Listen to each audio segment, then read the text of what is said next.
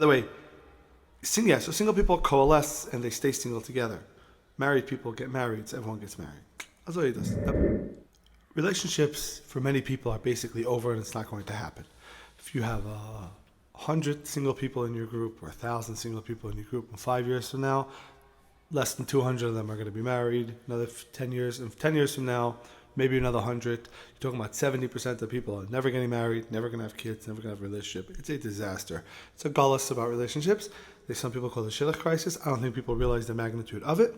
Now, we're talking about, this is one specific world, one specific group, but the people that are sort of tangentially connected to the frum world, but this is just a worldwide situation that relationships are basically over.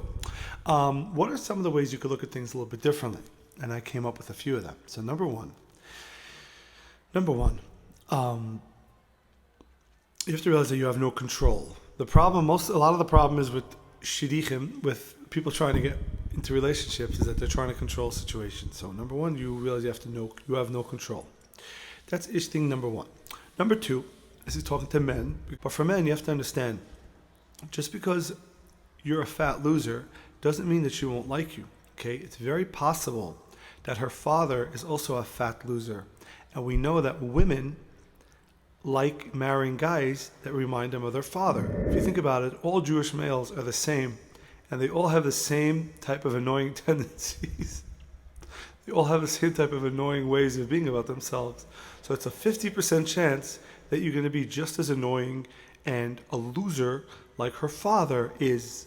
And therefore, she'll find you attractive because she'll find you to be familiar. Number three, the disaster of relationships that happen now, that's no longer happening. This is actually a good time. When it comes to the end of relationships, that means it's the end of a lot of lineages that are going to happen. It's very, very sad. However, in this world of no more relationships, because think about it, look around to your friends. Now, if you're within a community that gets married, you're probably going to get married. But if you're in a community of single, you're going to be single for the rest of your life. Very small chance you're actually going to get married. But in this disaster of a world, of just nothing's ever happening, you now have a chance.